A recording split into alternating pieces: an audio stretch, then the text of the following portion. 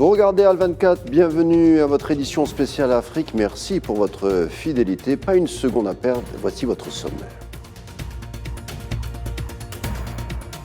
Le Burkina Faso empêtré de plus en plus face au phénomène du terrorisme, des groupes extrémistes qui utilisent un armement sophistiqué dans l'incompréhension générale. 51 soldats avaient trouvé la mort il y a quelques jours. Dossier de l'insécurité dans le pays proposé durant votre édition.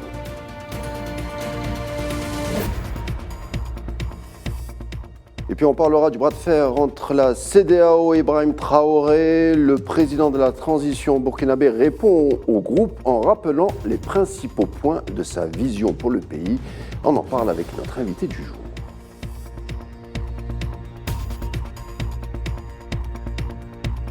Et enfin au Nigeria, on est en passe de voter pour les présidentielles ce week-end. Le pays le plus peuplé d'Afrique et un des plus riches par sa manne pétrolière. Nous ferons un arrêt sur ce scrutin en fin d'édition.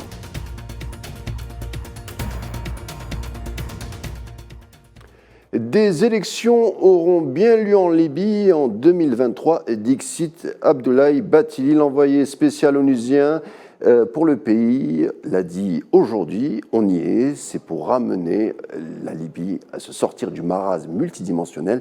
Depuis la croisade occidentale de 2011, il a invité les parties libyennes en Tunisie en vue d'organiser des échéances électorales et arrêter un calendrier d'un éventuel scrutin. Sauf que la question de fond demeure celle des conditions de sécurité. Celles-ci ne sont pas aussi évidentes pour des élections en Libye.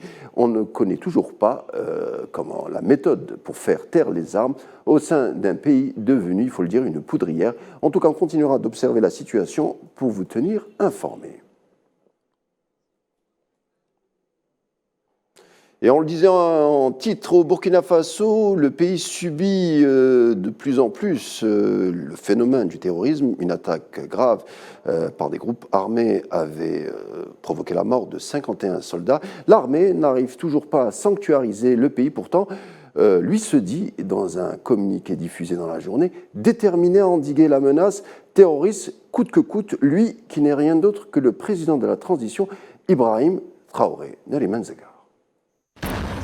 Les attaques terroristes se multiplient au Sahel. 51 soldats burkinabés ont perdu la vie lors d'une embuscade tenue par des terroristes au nord du pays. Cette attaque dans la région du Sahel frontalière du Mali et du Niger pourrait s'avérer la plus meurtrière jamais commise contre les forces de sécurité depuis celle de novembre 2021 à Inata. 57 gendarmes avaient alors été tués. Les opérations militaires se poursuivent selon l'armée avec une intensification des actions aériennes. Ces dernières ont permis de neutraliser une centaine de terroristes. Un chiffre qui s'ajoute à la soixantaine d'autres éliminés depuis le début de la riposte. Le président de la transition, Ibrahim Traoré, a exprimé dans un communiqué en réaction à cette attaque sa détermination intacte à faire face à la menace terroriste dans le territoire. Notre armée a été victime d'une attaque de grande ampleur. En dépit de la vigoureuse résistance et la riposte engagée par nos forces combattantes, nous enregistrons des pertes en vies humaines. La lutte est âpre et le combat parsemé d'embûches. Mais notre sursaut patriotique et notre détermination restent intacts jusqu'à la victoire finale contre les groupes terroristes. Les raids meurtriers attribués à des groupes terroristes se multiplient ces dernières semaines au Burkina. Plus de 100 personnes, civiles et militaires, sont mortes au cours des 2 dernières. Le pays est théâtre depuis 2015 d'une spirale de violence terroriste apparue au Mali et au Niger. Les attaques ont fait depuis 7 ans plus de 10 000 morts et quelques 2 millions de déplacés. Comment expliquer justement ce regain de tension au Burkina Faso qui tutoie une violence rare, il faut le dire. Nous avons soumis la problématique à l'analyste politique Imhotep Bayala, on écoute. Il faut déjà retenir qu'au Burkina Faso, depuis 8 ans que nous sommes confrontés à l'île terroriste, c'est la toute première fois après la prise du pouvoir par les capitaines que nous connaissons une véritable guerre contre les terroristes.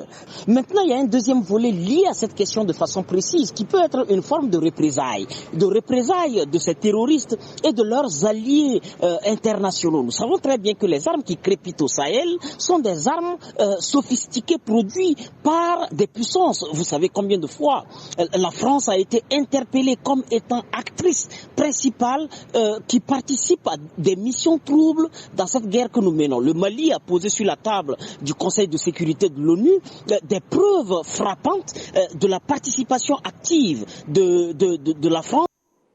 Le président de la transition, Ibrahim Traoré, s'illustre aussi en répondant aux sanctions maintenues par la CEDEAO à l'endroit du Burkina Faso, mais pas uniquement. Le Mali et la Guinée sont tout aussi concernés. Le président Traoré y répond en disant, je cite, qu'il n'est pas là pour faire du tourisme, mais sécuriser le pays. Mais comment expliquer que ces sanctions émanant de la CEDEAO soient toujours maintenues ? Le Burkina Faso principalement, depuis l'entame de cette deuxième transition jusqu'à la prise de ces sanctions arbitraires et illégitimes, n'a pas posé d'acte d'hostilité à la CEDEAO. Elle n'a ni récusé le chronogramme que lui demandait de produire, ni les délais fixés. Et donc on se pose encore la question si finalement ce regroupement de syndicats ne rame pas contre les intérêts de leurs peuples respectifs. Autre sujet à présent, d'aucuns diront que c'est du marchandage, d'autres l'affubleront du vocable diplomatie moderne. De quoi il s'agit ? Washington propose de former l'armée centrafricaine, en plus d'une aide humanitaire, à condition que les autorités de Bangui rompent leurs relations avec les éléments russes de Wagner. Le président centrafricain Faustin Archange Touadéra s'était déjà vu remettre à la mi-décembre 2022 par l'administration américaine un mémorandum lui exposant les bénéfices qu'il aurait à se séparer des paramilitaires du groupe Wagner et les conséquences qu'il encourait à maintenir son alliance avec eux, transmise en marge du sommet États-Unis-Afrique qui s'est tenu à Washington du 13 au 15 décembre. Cette offre aurait été préparée par le National Security Council, institution rattachée à la présidence américaine et destinée aux questions de politique étrangère et de sécurité nationale. Et puis, cela somme comme un ultimatum.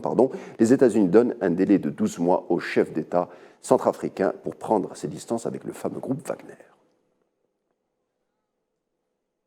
Autre sujet du jour, au Nigeria, on se prépare au scrutin présidentiel prévu ce samedi, pays riche de sa manne pétrolière, dont 25% est volé par des groupes armés. Vous l'aurez compris, l'insécurité est le problème phare du pays, justement. C'est la question qui a animé l'ensemble des candidats lors de leurs oraux respectifs. On craint que la victoire soit surtout du côté de l'abstention au sein d'un pays composé principalement de beaucoup de jeunes désargentés. Beaucoup doutaient du maintien du scrutin des présidentielles. La commission indépendante, par ses représentants, laissait entendre un probable report. Il faut le dire, plusieurs attaques de bandes armées ont visé les bureaux de cette instance.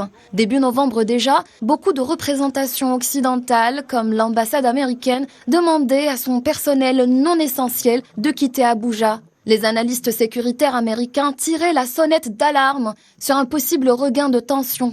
La sécurité s'impose comme un sujet central des débats politiques pour un futur scrutin qui aura bien lieu au sein du pays d'Afrique le plus peuplé avec 220 millions d'habitants. En Afrique, la démographie confessionnelle joue un rôle majeur lors d'un vote. Au Nigeria, encore plus. La règle tacite veut qu'un président nordiste, majoritairement musulman, succéderait à un président sudiste, majoritairement chrétien. Une alternance en place depuis 24 ans aurait donc pour résultante que le président élu, cette fois-ci, soit du sud chrétien. Sauf que ce schéma traditionnel pourrait être rompu. Le candidat sudiste Bola Tinubu, du parti au pouvoir, est musulman, tout comme son principal opposant du Nord, Atiku, et l'actuel président Buhari. Il y a candidature du chrétien sudiste Peter Obi, du parti travailliste, dont le colistier est un musulman. Comment les Nigérians réagiront-ils à ce nouveau menu de candidature ? Le manque de popularité des deux principaux candidats, vétérans politiques septuagénaires, auprès d'une population qui semble résignée d'avance, semble devoir faire de l'abstention le plus grand vainqueur. Mais si un récent sondage donnant Peter Obi vainqueur en cas de forte participation pourrait rendre le résultat incertain jusque dans les derniers jours. Aux côtés de l'inflation et du coût de la vie, l'insécurité fait partie des sujets les plus traités par les candidats des différents partis. Il faut dire que les enlèvements, braquages et autres actes criminels sont fréquents dans le pays, tandis que les violences terroristes dans le nord, les conflits pour les ressources territoriales dans le centre et pétrolières dans le sud sont également responsables de plusieurs centaines de morts par an. Voilà, ça sera tout pour votre rendez-vous avec l'Afrique. Je vous laisse avec la suite des programmes sur Al 24 et vous dis à demain.